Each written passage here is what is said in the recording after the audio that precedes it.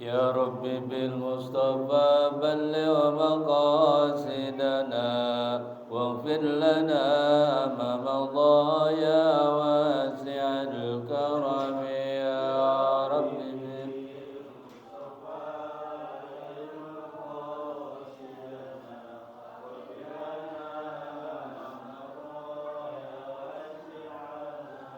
محمد سيد الكون والثقلين والفريقين من عرب ومن عجم يا رب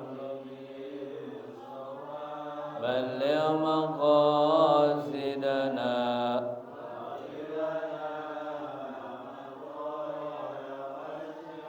هو الحبيب الذي ترجى شفاعته لكل هول من الأهوال مقتحم يا رب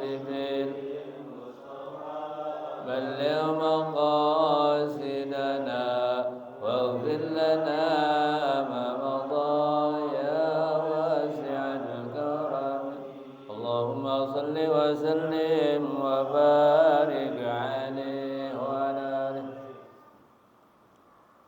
Mari kita awali ta'lim membaca Al-Quran surat Al-Fatihah.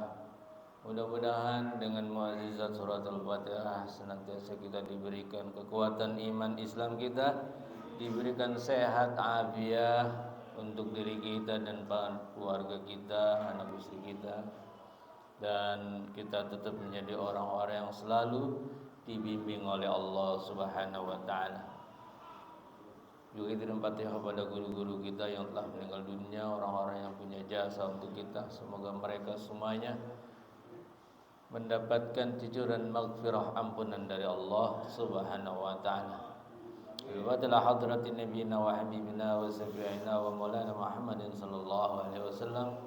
Bismillah al-salihin basrin wal muhaddisin wal mujtahidin wal ulama'il amilin wal imashina fid din. Syama rabbina qudwatina sinal mahwal maghfirah wal mujab bismillah sayyidina ki hayyin radiyallahu min hajjim maimunah wal imasahi wal asdiqahi wal talamizi.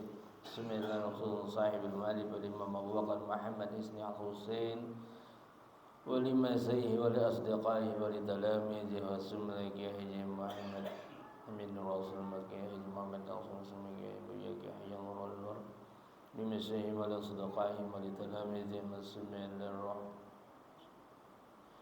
Dan Allah yuri darajati bil jannah yang fana yang fazna yang suruna bi barakatihi nusra'i liman warihi wa numi maqaramati wa nafahati bid din wa dunya wal akhirah rahmatullah wa ridwanuhum alaihim ajma'in amin al-fatihah a'udzu billahi minasy syaithanir rajim bismillahirrahmanir rahim alhamdulillahi rabbil alamin arrahmanir rahim maliki yaumiddin إياك نعبد وإياك نستعين اهدنا الصراط المستقيم صراط الذين أنعمت عليهم غير المغضوب عليهم ولا الضالين آمين بسم الله الرحمن الرحيم الحمد لله رب العالمين وبه نستعين على أمور الدنيا والدين والصلاة والسلام على أشرف الأنبياء والمرسلين وعلى آله وأصحابه أجمعين قال سبحانك لا علم لنا إلا ما علمتنا إنك أنت العليم الحكيم رب اشرح لي صدري ويسر لي أمري واحلل عقدة من لساني يفقهوا قولي أما بعد Ma'asyiral muslimin, bapak-bapak dan ibu-ibu yang diberkahi dan dirahmati Allah Subhanahu wa taala. Pada malam ini kita kembali diberikan kesehatan oleh Allah, ditakdirkan oleh Allah untuk bisa dapat melaksanakan ibadah salat maghrib dan salat sunnah lainnya. Mudah-mudahan salat kita diterima oleh Allah Subhanahu wa taala dan kita genapi malam ini dengan i'tikaf sambil mengaji. Mudah-mudahan mengaji kita senantiasa juga diberkahi oleh Allah Subhanahu wa taala.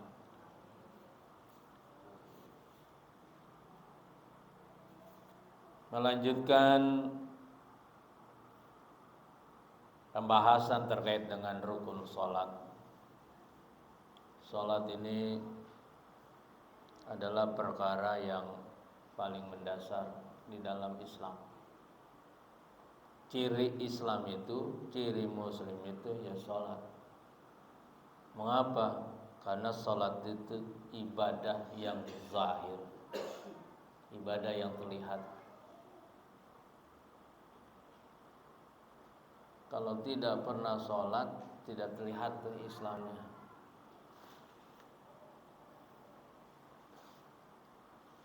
Dan sholat satu-satunya perintah Allah yang langsung diterima Nabi ketika peristiwa Isra wal Mi'raj.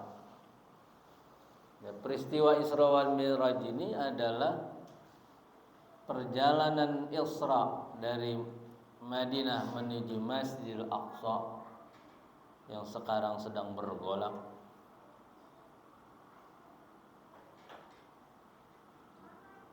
Dari Masjidil Aqsa ila Sidratil Muntaha itu Mi'raj namanya.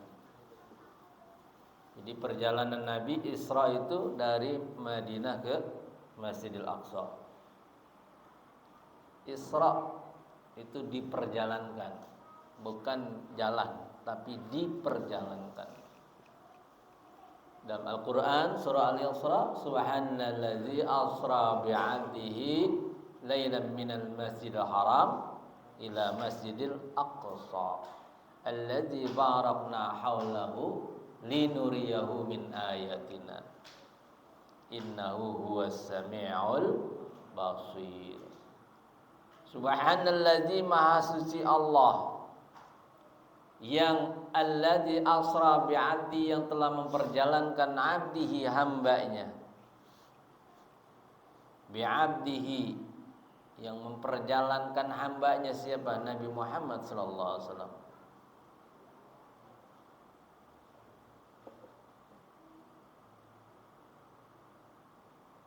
Lailan, di waktu malam. Malamnya itu sepertiga. Jadi menjelang subuh. Lailan minal masjidil haram ilal masjidil aqsa. Dari Mekah, ya, bukan dari Madinah. Dari Masjidil Haram Mekah menuju Masjidil Aqsa.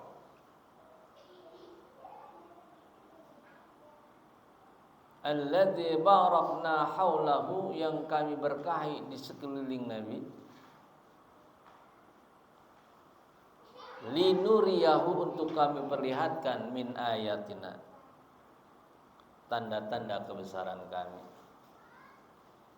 Innahu huwas sami'ul basir, sesungguhnya Allah maha mendengar lagi maha melihat. Perjalanan Nabi dari Mekah, dari Masjidil Haram ila Masjidil Aqsa, itu masjid, dua masjid yang menjadi kiblat umat Islam. Yang pertama Nabi SAW itu sholatnya itu menghadap Masjidil Aqsa di Palestina sekarang. Karena itulah Masjidil Aqsa itu menjadi simbol kesucian umat Islam. Dan itu para Zionis ingin menghancurkan tuh Masjidil Aqsa, ditentang. Ya ini udah, kalau sudah sampai itu dihancurkan, mau dibangun kuil, sinagog, tempat ibadahnya orang-orang Yahudi. Ini simbol, kan itu situs sejarah yang diakui oleh badan PBB. Tidak boleh sembarangan. Dia akan berhadapan dengan Mudah-mudahan tidak dijaga oleh Allah ya, kita berharap itu pasti dijaga oleh Allah. Tidak akan dia berani menghancurkan itu, bahaya itu kalau sampai terjadi. Tujuannya itu pertempuran hari ini.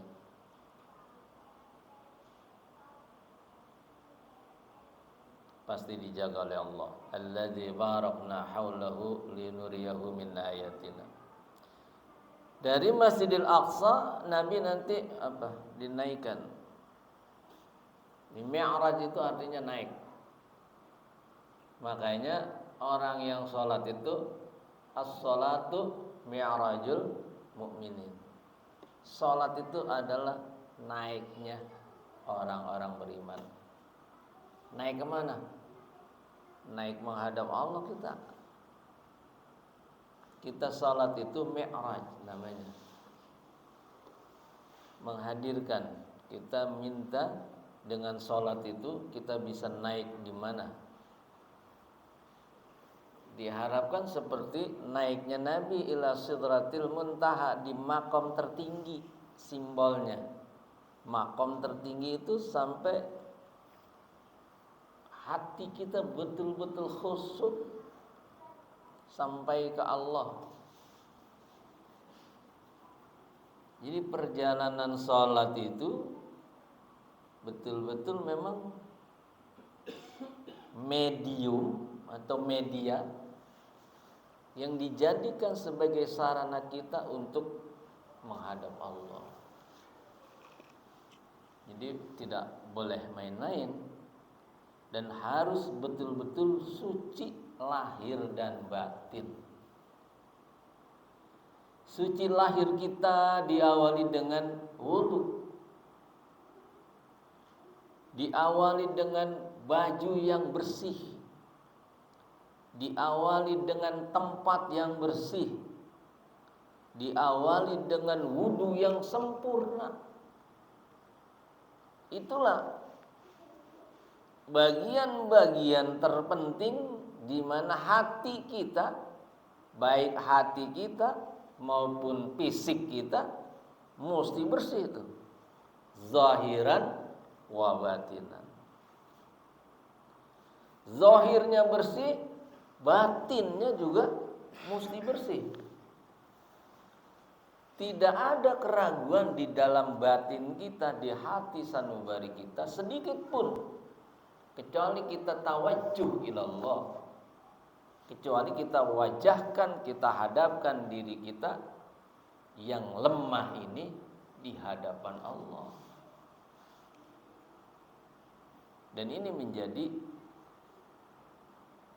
perkara nanti yang pertama kali akan dihisab oleh Allah. Dalam hadis Nabi sallallahu alaihi wasallam, awwalu ma yuhasabu bihil 'abdu yaumal qiyamah as-shalah. Yang pertama kali nanti dihisab oleh Allah, pertama awwalu, itu dari hamba Allah. Kita nih umat Nabi Muhammad sallallahu alaihi wasallam yang ditanya tidak ada lain, pertama adalah salat, as-shalah. Karena itu sholat kita mesti ya betul-betul sempurna. Nah, kita mempelajari fikih ibadah ini pertama dari mulai bagaimana air yang harus kita pakai betul-betul air mutlak. Airnya air yang bersih, yang tidak tercampur oleh apapun, mutlak. Tidak boleh ada perubahan air itu. Makanya di majlis-majlis yang lain saya sering bilang kepada yang muda-muda nih, kalau habis berhubungan badan dengan istri, itu mandinya jangan pakai sampo dulu, jangan dikasih sabun dulu, mesti air mutlak yang membasahi dari ujung rambut sampai ujung kaki. Air mutlak.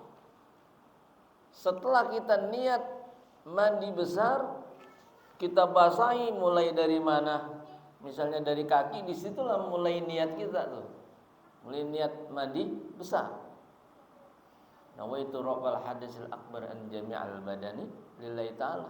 Wah itu, misalnya dari kaki terus sampai ke atas. Setelah itu baru kita menggunakan sampo atau sabun. Supaya apa? Supaya ma'un, ya, airnya itu la mutaghayyir. Airnya itu tidak berubah, tidak tercampur ikhtilat. Mukhtalit apa? Sabun itu atau sampo. Jadi betul-betul air yang kita gunakan juga mesti air yang mutlak. Wudu kita begitu. Airnya tidak boleh terpakai mustakmal. Wudu kita diajarkan untuk memulainya dengan bismillah, tasmiyah, kemudian mencuci tangan terus sampai yang wajibnya kita berurutan mutawallian, bersambung terus, tidak boleh terpisah. Jangan wudunya kongkok. Kongkok di mananya jadi lagi wudu kongkok juga kan nggak boleh. Ya wudu itu mesti mutawallian. Mutawallian itu artinya tidak boleh terputus wudu kita. Dari mulai cuci tangan ke kumur, memasukkan air ke hidung, kemudian membasuh wajah, wajibnya. Kemudian tangan ilal mirfaq sampai sikut, kemudian wamsahu bi ru'usikum, kepala yang kita basuh. Telinga ini sunnah kita basahi juga zahiran wa batinan, dalamnya dan juga luarnya. Ya, telinga ini dibasahi. Kemudian kaki, wa arjulakum atau wa arjulikum, ya, wa arjulakum ilal ka'bain, sampai kepada mata kaki. Nah itu adalah runtutan-runtutan ibadah, persiapan ibadah kita. Lalu kita sholat.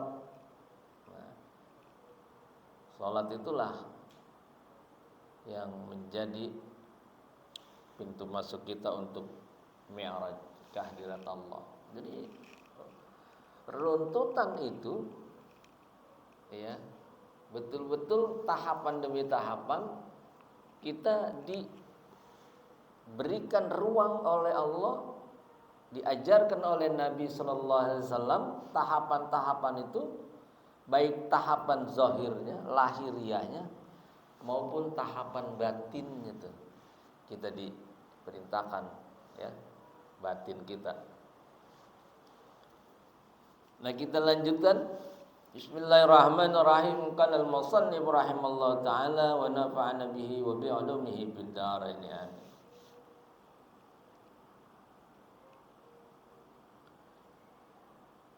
Wa'lam anna at-tahiyyat jam'u tahiyyatin.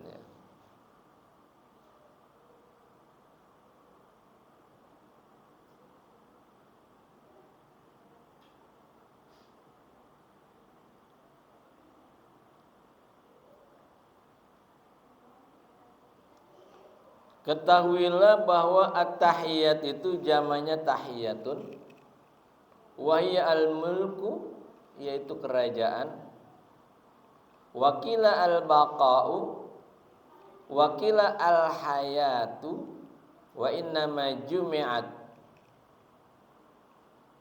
At-tahiyyat itu jamannya dari tahiyyah.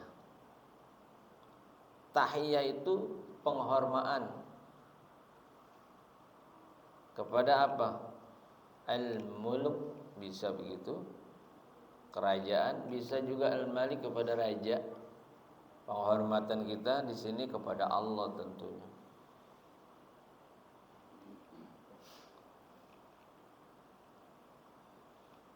Wakila disebutkan juga al-baqa'u, kekekalan. At-tahiyah itu kekekalan.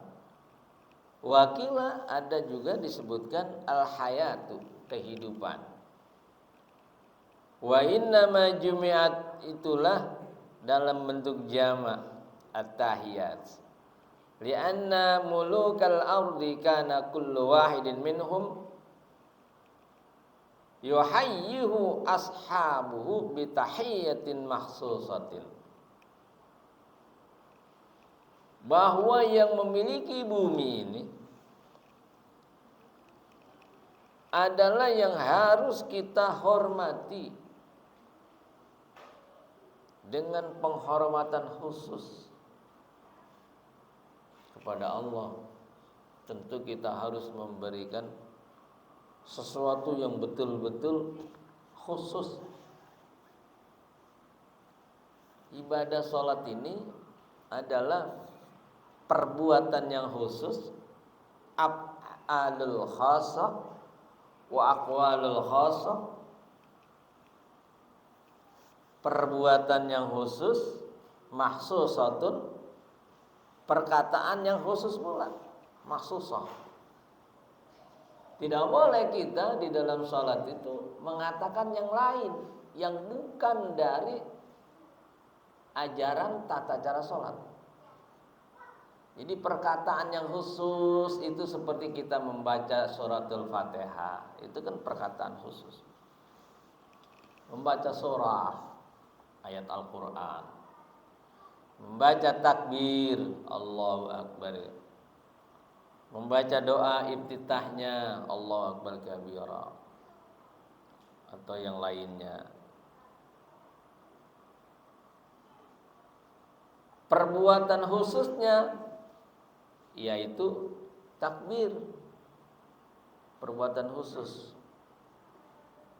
Ruku itu perbuatan khusus. Sujud itu perbuatan khusus. Itu sebagai rukun sholat. Jadi sholat itu mesti khusus. At-tahiyah, penghormatan khusus. Penghormatan khususnya kepada Allah Subhanahu wa ta'ala.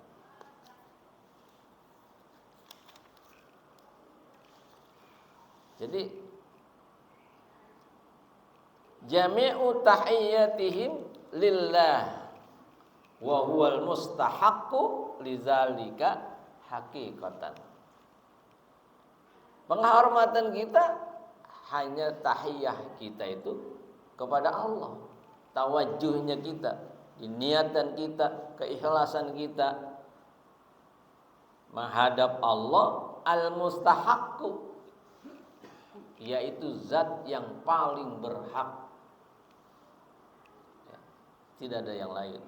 Maksudnya itu tahiyah kita. Tahiyah lahir kita ya seperti kita sholat itu baca at-tahiyatul mubarakatus salawatut thayyibatulillah.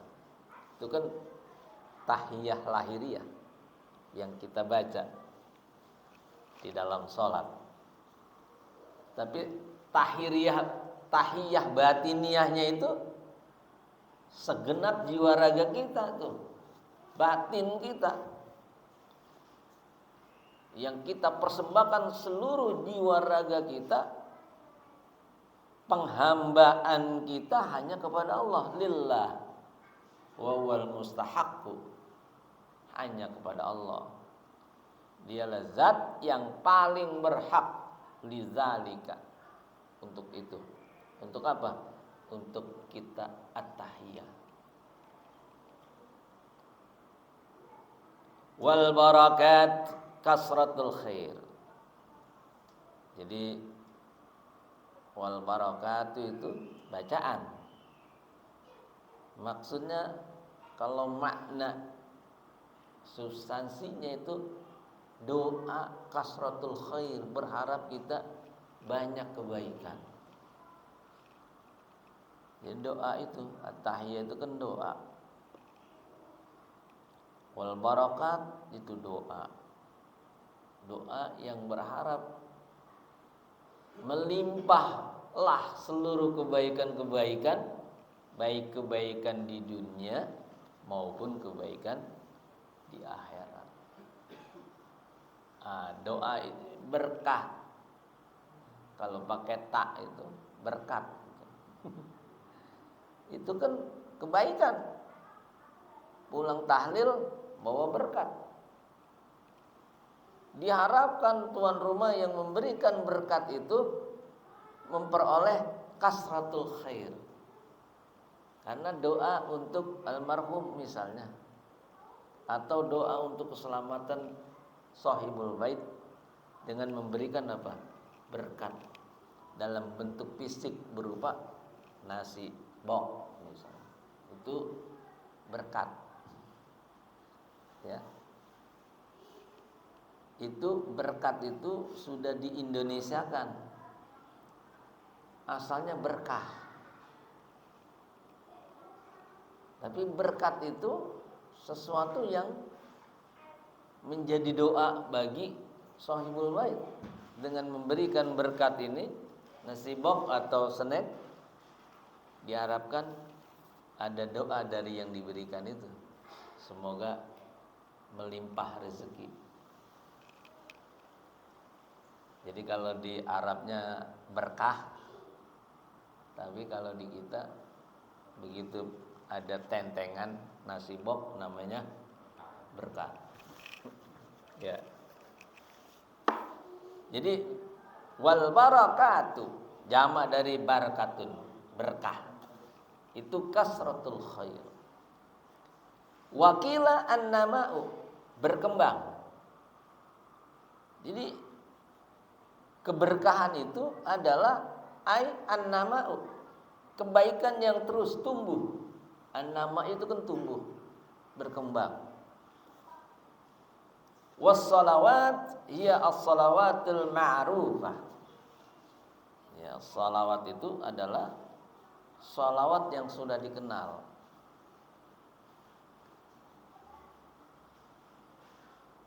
At-tahiyatul mubarakatus salawatut thayyibatu lillah. Assalamu alayka ayyuhan nabiyyu wa rahmatullahi wa barakatuh. Assalamu alayna wa ala ibadillahi shalihin. Asyhadu an la ilaha illallah wa asyhadu anna Muhammadar Rasulullah. Itu bacaan yang dibaca oleh Nabi.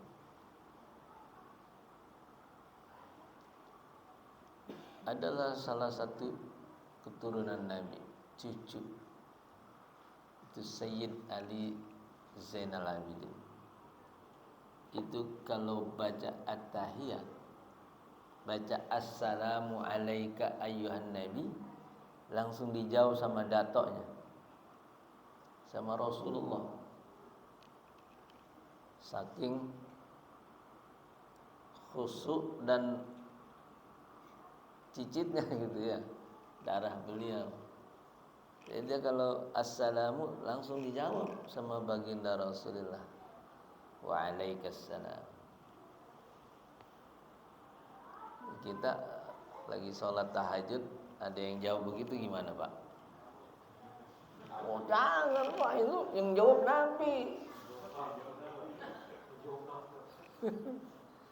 Coba kita tengok istri yang jawab itu. Ya, kalau kita tahajud bangun malam baca assalamu alayka ayyuhan nabi wa alaikassalam. Terdengar di batin kita, terdengar tuh. Itu Nabi yang jawab. Setan enggak berani. Jin enggak bisa jawab itu. Jin itu enggak bisa menyerupai Nabi.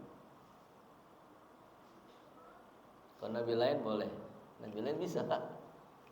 Tapi menyerupai Nabi Muhammad, apalagi menjawab dengan nggak berani, nggak bisa. Jadi kita yakin begitu assalamu alayka, tapi di batin, perasaan di batin tuh Ada yang jawab, itu berarti Nabi itu. Salam kita sampai ke Nabi. Belum ngerasain Pak, saya juga itu. Mesti sucinya luar biasa. Ya. Jadi wakila ad-da'awat wa tadarru'.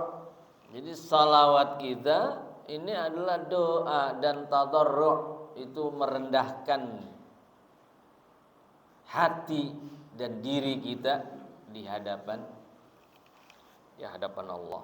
Tadarru'. Ay lillahil mutafaddilu biha. Wa qila ar-rahmah. Jadi as-salawat ay bimana ar-rahmah. Ya.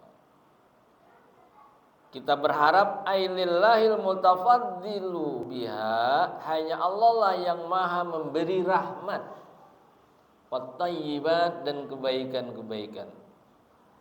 Ay al kalimatit thayyibat, perkataan-perkataan yang baik. Makanya kalimat thayyibat itu bagi orang yang sedang menghadapi sakaratul maut itu didengarkan, ditalkin. Talkin itu sesungguhnya itu ketika menghadap sakaratul maut tuh. Ya, orang yang menghadap sakaratul maut itu bukan ditangisin, ditalkin. Talkinnya apa? Kalimatut thayyibat. Apa itu? Kalimatut thayyibat itu bisa la ilaha illallah. Tapi jangan keras-keras, Pak. Kita ke telinga orang yang sakarat maut itu pelan aja. Itu mau keras, Allah, kaget nanti itu. Lembut terdengar di telinganya.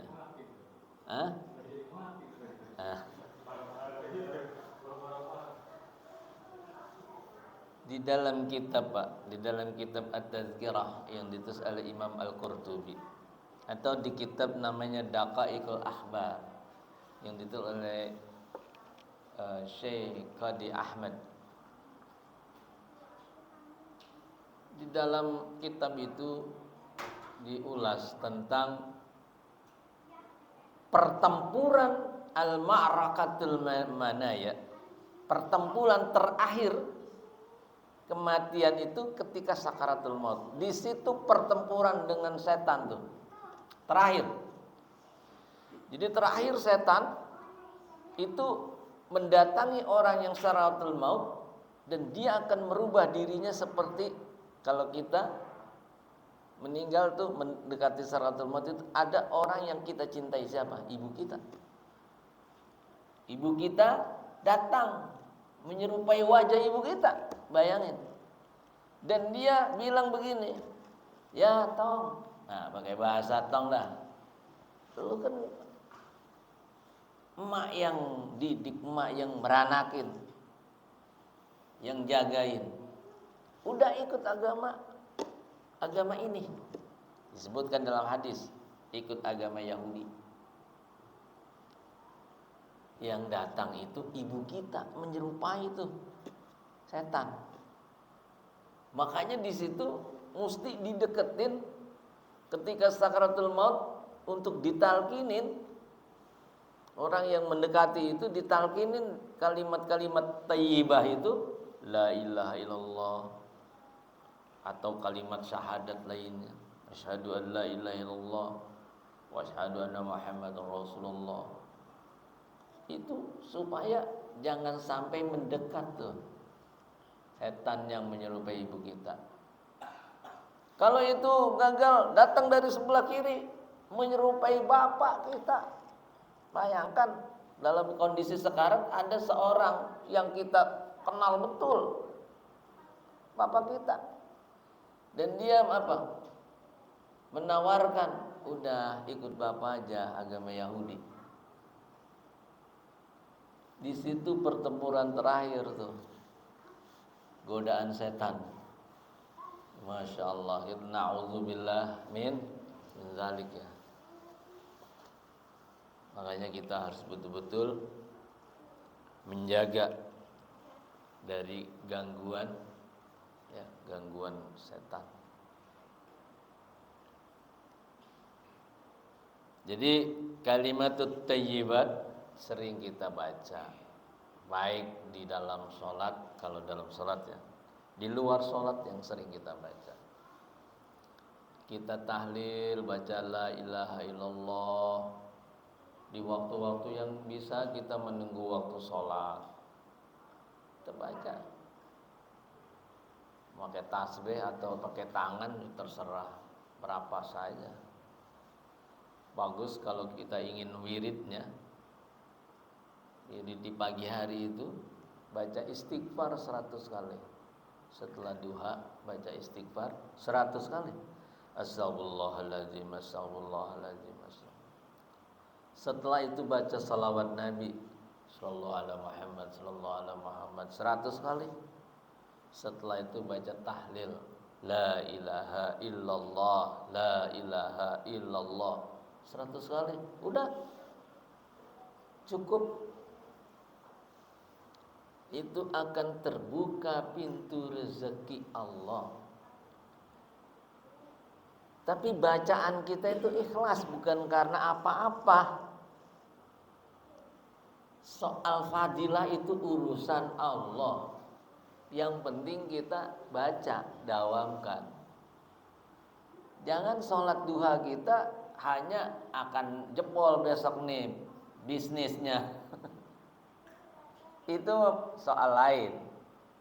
Tapi kita wajuhnya itu lillah.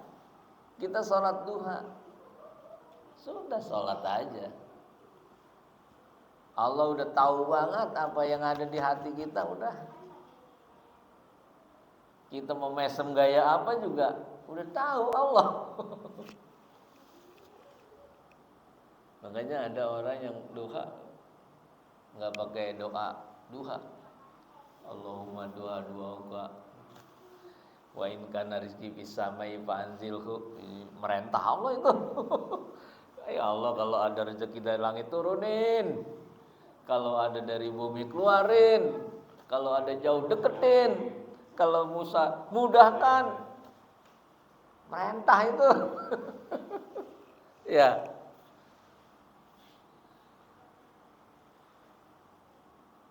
Ya, kita ya terserah dah mau baca itu, silakan. Kalau saya jarang saya baca doa itu. Duha aja gitu. Niat lillahi ta'ala. Dalam hati aja udah tersirat di hati kita, ya Allah, dalam hati pengen dimudahkan semuanya. Nah, itu kita baca tadi tuh. Istighfar 100, salawat Nabi 100, la ilaha illallah 100, sampai terakhirnya la ilallah Muhammadur Rasulullah.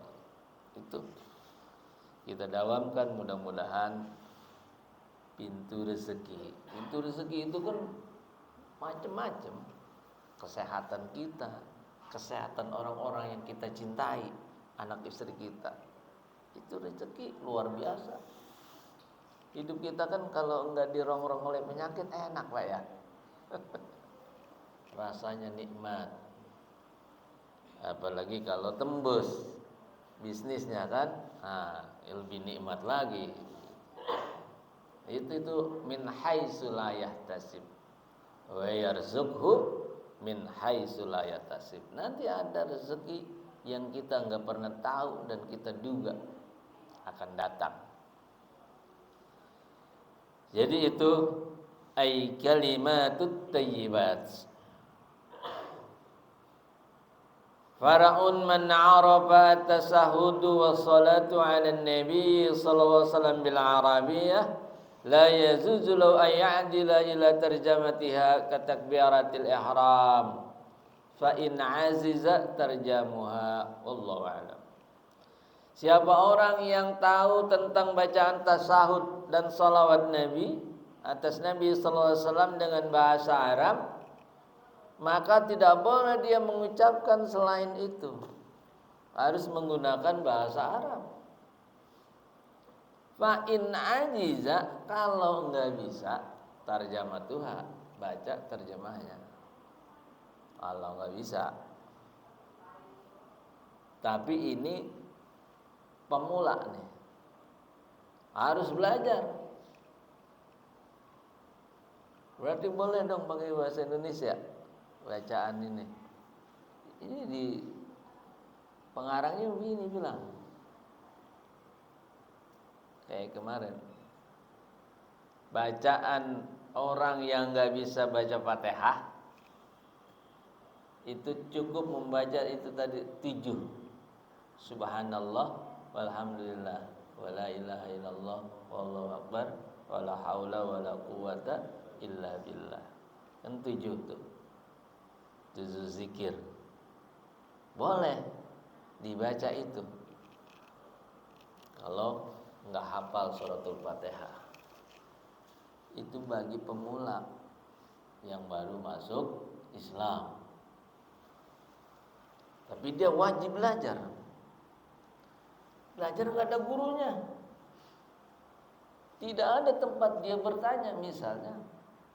Boleh dia baca, buka mushaf. Ya, boro-boro bisa baca Al-Quran. Orang baru. Ya. Agak bisa juga itu baca tadi zikir. Enggak bisa juga. Anda diingat lam yalid walam yulad. Cukup. Ya artinya tetap dia wajib melaksanakan sholat. Ya, itu substansinya di situ. Wajib dia melaksanakan sholat. Kalau memang sama sekali belum bisa. Sama nih baca at-tahiyat ini. Kalau belum bisa bahasa Arab, sama sekali dia belum bisa, belum hafal. Ini kan sampai Allahumma shalli ala sayyidina Muhammad kita baca itu. Yang wajibnya enggak hafal. Namanya baru mu'alaf. Dia boleh menggunakan terjemahan. Ya. Dia belajar terjemahannya, dia hafalin, dia boleh baca itu. Bahasa berarti ini bahasa lain. Nah, kita bahasa Indonesia. Kalau orang Persia bahasa Persia. Kalau orang Inggris bahasa Inggris. Tarjamah itu artinya bahasa lain. Ini bagi yang baru. Bisa jadi dia baru masuk Islam, belum pernah belajar, tapi dia udah menyatakan syahadat. Ya. Sudah di khitan. Nah, itu dia berarti ada kewajiban sebagai mukallaf kan? Kewajiban sholat. Sekalipun dia belum mampu untuk membaca bacaan yang rukun, ini kan at-tahiyat tasyahud akhir ini kan rukun. Bacaannya rukun, mesti dibaca. Ini dia boleh menggunakan bahasa yang dia bisa. Dia bisanya bahasa Sunda, ya bahasa Sunda. Dia bisanya bahasa Jawa, ya bahasa Jawa. Dia bisanya bahasa Perancis, ya bahasa Perancis. Bahasa apanya? Fa'in aziza, kalau enggak mampu. Tapi mesti belajar. Wajib dia belajar. Ya. Ini terakhir qala Abi Suja wa taslimatul ula wa niyatul khuruji minas shalah. Min arkanis shalah as-salamu. Ya, rukun salat yang terakhir itu membaca salam. Assalamualaikum warahmatullah. Nengok ke kanan. Wajibnya nih. Ke kiri sunnah. Kalau kita pengen buru-buru mau kentut nih, udah nggak usah ke kiri, Jangan begitu ke kiri langsung dibarengi kentut, batal. Enggak usah nengok ke kiri, karena sunnah. Begitu assalamualaikum, pas, udah sah sholat kita. Jangan begitu assalamualaikum ditahan, waalaikumsalam, wah pas di sini belum kelar assalamualaikumnya, pas, batal sholat kita dari awal lagi. Kan sayang. Mendingan ke kanan saja kita selesain assalamualaikum, cukup gitu aja. Assalamualaikum cukup, atau assalamualaikum warahmatullah. Selesai deh tuh, nggak usah ke kiri kalau pengen buang kentut. Tapi kan nanti di sampingnya kita malu, bau banget ini, ada yang kentut.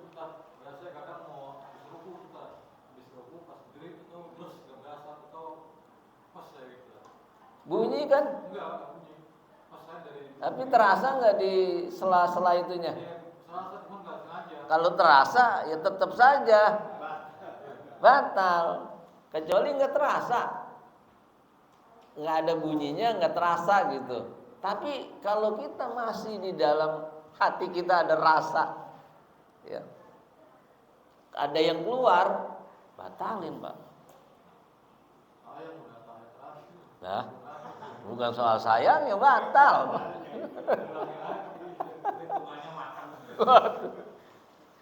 Sayang ya. Tapi itu kalau kita terasa Pak. Tapi kalau kita nggak terasa, kata Nabi, kentut itu sampai berbunyi. Berbunyi. Kalau nggak berbunyi, iya. Tapi rasanya ada itu.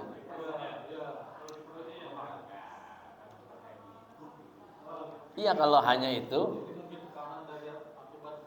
iya.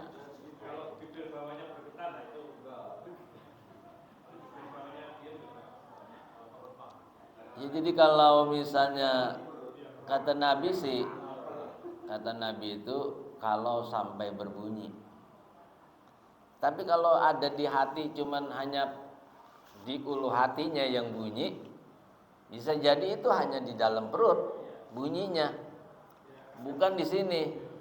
Itu akan terasa Pak, gerakan itu, karena kan ini di sini lembut loh, di dubur itu lembut.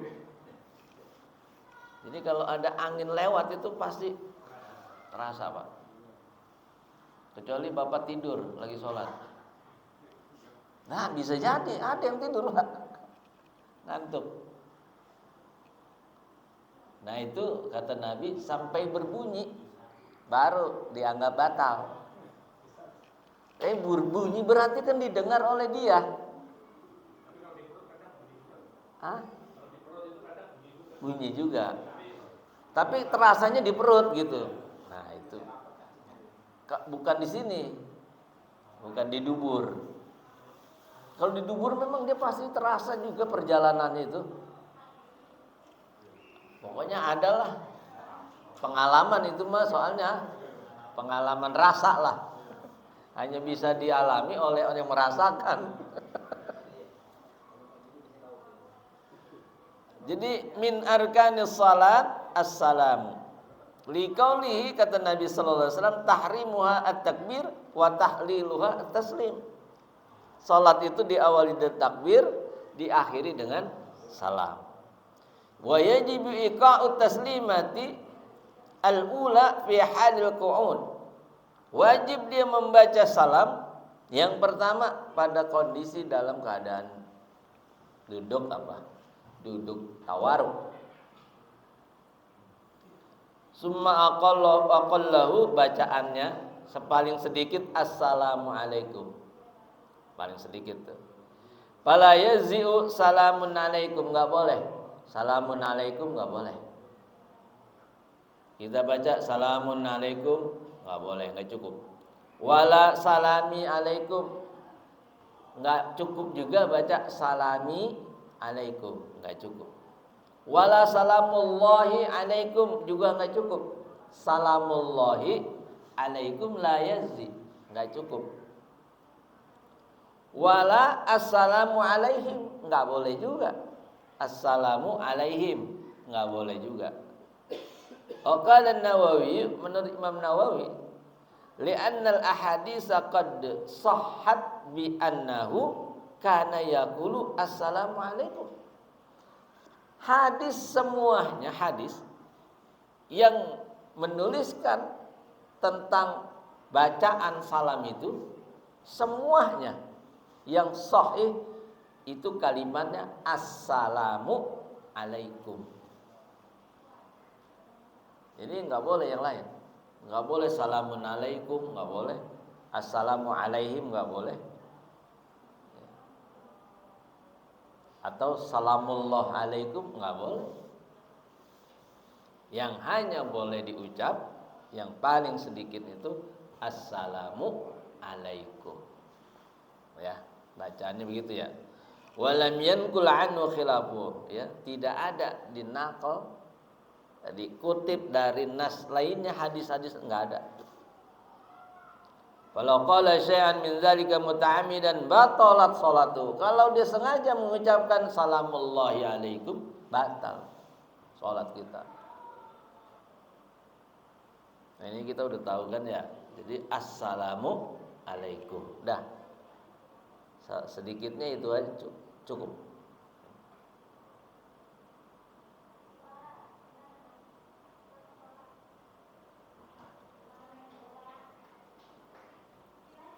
Wahal yazuzu salamun alaikum bitanwin. Nah, ada lagi nih. Boleh enggak pakai tanwin salamun alaikum? Ada dua nih. Udah isa ya? Salamun alaikum boleh enggak? Salamun ini tanwin pakai domatain. Salamun domatain tuh alaikum. Menurut Imam Rafi al-jawaz boleh. Kiasan ala tasyahud.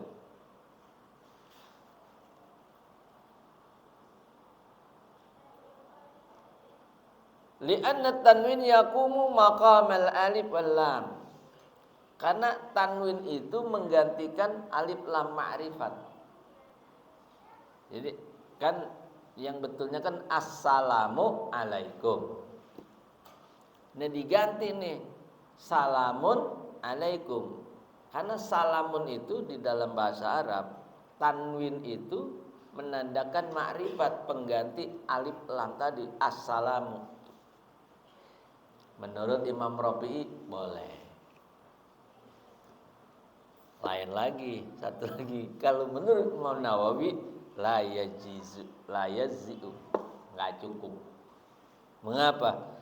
Li'adami wurudi huna, enggak ada dasar hadisnya. Udah Imam Nawawi begitu.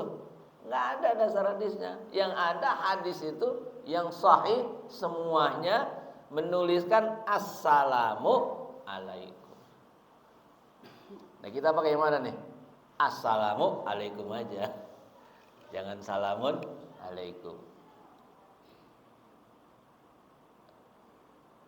Palau lam yunawwin lam yazzi bittifaqis sahihain. Demikian. Jadi ini kita sudah sampai di at-taslim, ya, di rukun salat yang terakhir, ya, yang paling sedikit kita baca assalamualaikum. Kalau kita mau baca lagi assalamualaikum warahmatullah.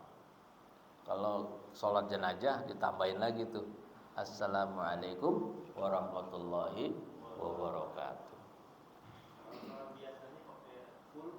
Enggak. Ada yang begitu. Kalau kita ingin ambil fadilahnya itu, ya bisa sampai wabarakatuh. Tapi ada yang menggunakan yang sedikitnya assalamualaikum. Nah kita mau tengah-tengah misalnya sampai warahmatullah. Assalamualaikum warahmatullah. Jadi baca di sini juga sampai warahmatullah. Dan kalau kita mau baca wabarakatuh juga karena berharap doa kasratul khair, kebaikan. Disilahkan. Assalamualaikum warahmatullahi wabarakatuh. Ini kan doa. Doa ini kan penting, Pak. Kita mesti berdoa. Jangan orang yang tidak berdoa itu dikata Nabi sombong. Bukan kata Nabi, kata Allah. Ngomong banget hamba gua ini. Enggak mau berdoa pisan, habis sholat langsung jalan. Allahumma lantas jalan. Jangan. Kita berdoa. Berdoa jamaah maupun berdoa sendiri silakan. Mau berdoa jamaah silakan. Mau berdoa sendiri juga silakan. Mau doa sendiri enggak pakai bahasa Arab karena enggak hafal. Pakai bahasa Indonesia. Tapi jangan keras-keras. Kedengeran sama tetangga nanti. Minta apa sih kamu lo? Kedengeran banget baca doanya. Ya baca doa pelan-pelan aja. Kecuali doa istisqa boleh kita kerasin. Itu kalau doa zahar gimana? Ya boleh-boleh aja.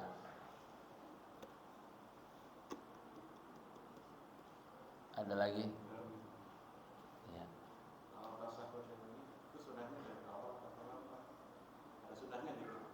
Waktunya gitu. Angkat dulu yuk. Oh, ngangkat ya. Kalau di dalam kitab Al-Um Imam Syafi'i itu ketika baca illallah itu diangkat. Asyhadu alla pelan. Asyhadu alla ilaha illallah dikerasin dikit ditekan. Tashkil. Gitu, illallah dinaikin. Tapi ada yang yuharrik al-asabi menggerakkan. Itu ada Pak dalilnya, jangan kita usil. Karena yuharrik itu digerak, bukan yudawir. Nah, yudawir itu diputer. Ini yang enggak ada nih, Pak. Yang enggak ada ini, diputer. Tapi kita pernah lihat juga yang diputer. Ya udahlah itu masing-masing lah. Iya, masing-masing bawaan. Tapi digerak-gerak begini ada. Yudawir namanya itu. Kalau mau diputer yudawir. Iya.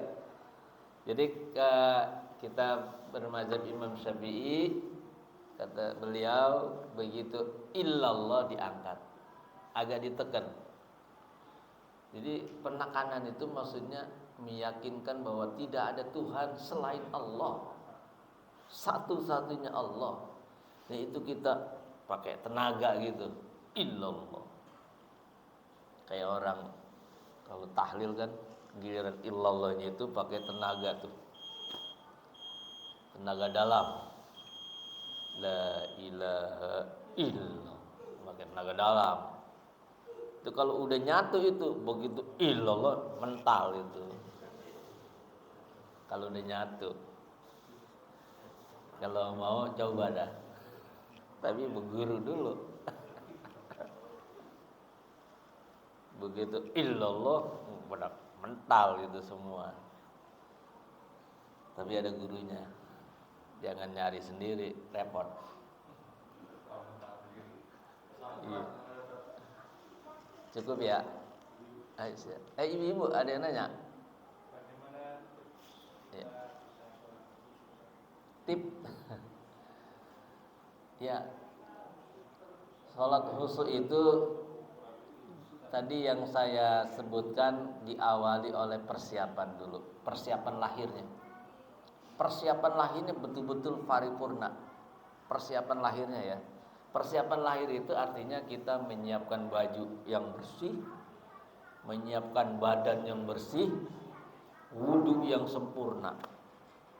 Lalu itu tahapan-tahapan itu tuh dalam kitab Ihya Ulumuddin, tahapan itu wajib dilalui untuk istihdharil qalbi atau mustahdiral qalbi, untuk menghadirkan hati itu. Jadi tahapan itu tuh. Tahapan lainnya kalau kita baca Ihya Ulumuddin, jangan kita sering melakukan penyakit hati. Penyakit hati itu ngomong-ngomongin orang, ghibah, namimah, mengadu domba, membuat fitnah, berjanji palsu. Besok ya tarsok aja. ditagih tarsok. Itu mengurangi itu. Jadi memang persiapan batinnya itu dari hal-hal yang lahiriah. Dan yang terakhir, bukan terakhir, di antaranya lagi adalah jangan sampai yang masuk ke badan kita itu hal-hal yang haram. Boleh. Ketika kita sholat itu kan pengennya khusyuk dan nyambung. Iya, itu Sehari-hari kalau kita nggak seperti itu kan ibarat kata rutinitas saja, nggak ada intinya. Tapi kita yakin akan diterima Allah. Dalam keyakinan kita harus yakin itu. Tapi kita berusaha terus, karena prosesnya memang panjang. Tapi kita punya keinginan. Seorang sufi, Abu Yazid Al-Bustami, itu dia baru menikmati salat umur 70 tahun, Pak. Ketika umur 70. Nah, kita kan belum tentu sampai ke situ umur ya. Tapi mesti kita lakukan. Jadi mustahdirul qalbi itu mesti kita berupaya keras. Tadi diantaranya tuh persyaratannya, yang lahiriahnya, yang penyakit-penyakit batin kita jauhkan. Itu persiapan-persiapan itu yang mengantar kita nantinya. Ya, makan-makan yang subhat. Makanya kalau beli ayam, kalau bisa beli ayam yang masih hidup, potong sendiri supaya menghindari, kita nggak tahu ya yang motong itu baca bismillah. Kalau dia muslim mesti, kalau ada pendapat ulama, kalau dia muslim ada yang mengatakan tidak perlu dia baca bismillah kalau dia muslim. Tapi kita khawatirnya ini yang bukan muslim, dia dagang ayam, dia motong ayam. Iya. Kalau kita itu ikhtiyat, kan kehati-hatian kita. Makanya itu langkahnya kita beli ayam yang hidup. Langkahnya ikhtiyat, hati-hati. Bukan kita menuduh orang. Kita ingin diri kita aja. Diri kita itu terhindar dari yang subhat. Kalau kita memang yakin ini memang dipotong oleh muslim, orang Islam, ya udah. Tapi kan kita disuruh ihtiyat, hati-hati.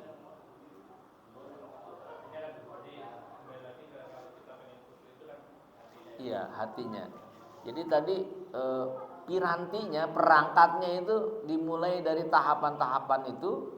Kemudian kita di dalam sholat, kita pertama harus tahu juga arti sholatnya. Baca-bacaannya itu mesti kita tahu tuh. Di antaranya, kalau kita tahu Allahu Akbar itu artinya maha besar. Sami Allahu liman hamidah, Allah akan mendengar orang-orang yang memujinya. Kita pelajari juga tuh terjemahannya supaya mendongkrak rasa khusyuk kita di dalam hati itu. Terus kita pelajari tentang makna-makna salatnya. Bacaan-bacaannya itu kita pahami, bukan ya artinya terjemahannya lah kita pahami.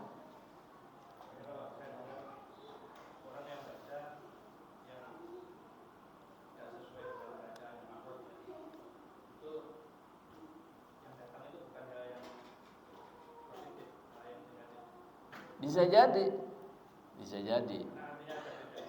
Ada orang makanya yang nggak mau ke masjid karena bacaan imamnya tidak sesuai makhraj, tidak sesuai tajwid. Bingung dia, nanti daripada hatinya bergolak, nggak khusyuk, dia sholat di rumah.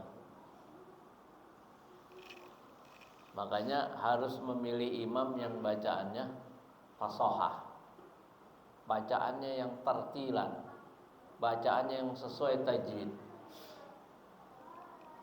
Jangan sampai nanti imam itu bacaannya tidak sesuai tajwid. Baca yang wajib, misalnya Fatihah saja salah, itu waduh, perang batin itu. Kemarin itu ada viral itu main jotos-jotosan di Surabaya. Iya, itu masalah lah, itu masalah intern, jangan diramerin. Mau jadi imam jotos-jotosan, yang jadi imam mesti yang imam ini, yang satu mesti yang imam itu gitu. Akhirnya main jotos-jotosan.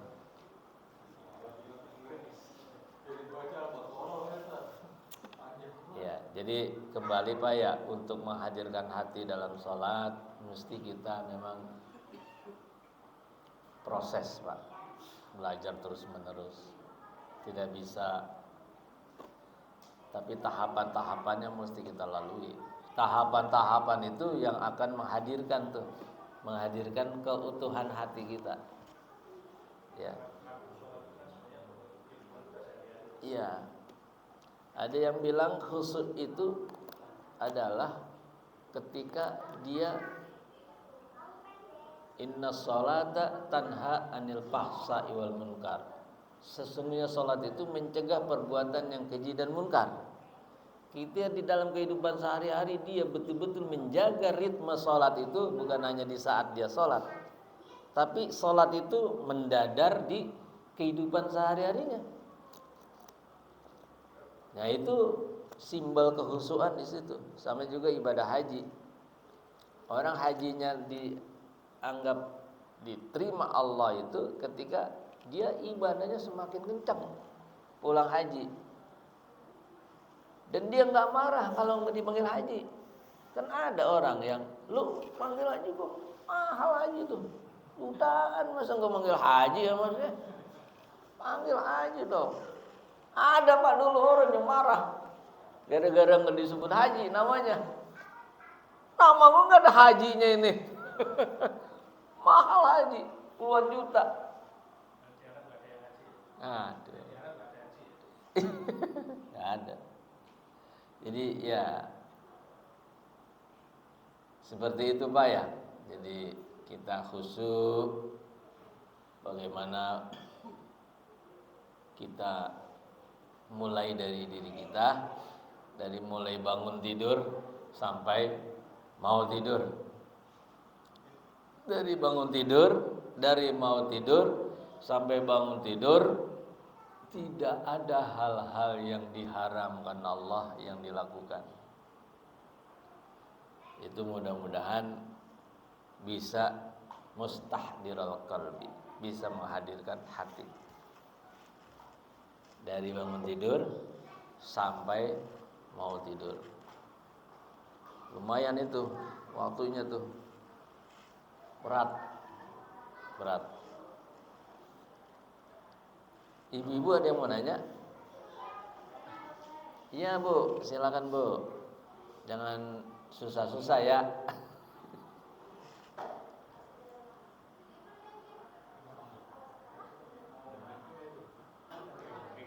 Iya Mbak. Mbak ya.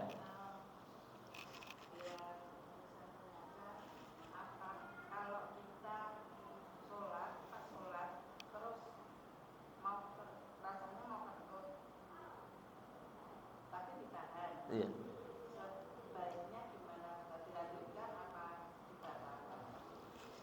Sekarang waktu mau kentutnya di rakaat terakhir apa di rakaat awal?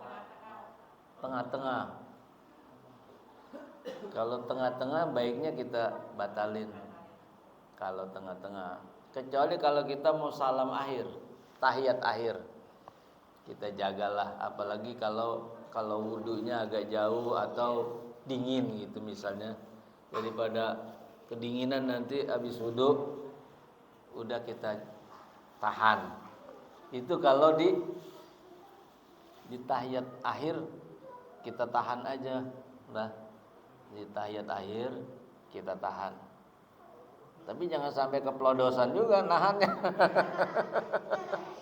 Nanti kan ya kalau bisa ditahan.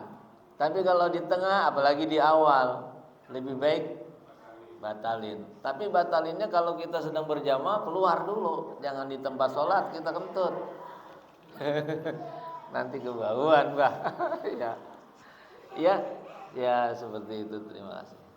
Di sini batal enak dekat ujungnya. Iya, lah kalau yang jauh. Coba sekarang kalau di Mekah. Itu. Wah, iya. Jauhnya. Jauh. Jauh lah. Benar. Dekat itu dari sana. Tapi saya waktu itu nengok-tengok nggak ada askar. Ambil wudhunya di tempat air jam-jam itu. Udah nyala kurang kan? Iya begitu. Kadang dari belakang imam, terus ngambil orang tuh gimana? Di belakang, di stop depan. Ya itu nggak apa-apa kan kita posisi batal. Kita mesti mundur tapi pelan-pelan. Pelan-pelan. Maksudnya memang serba salah juga kita posisinya itu.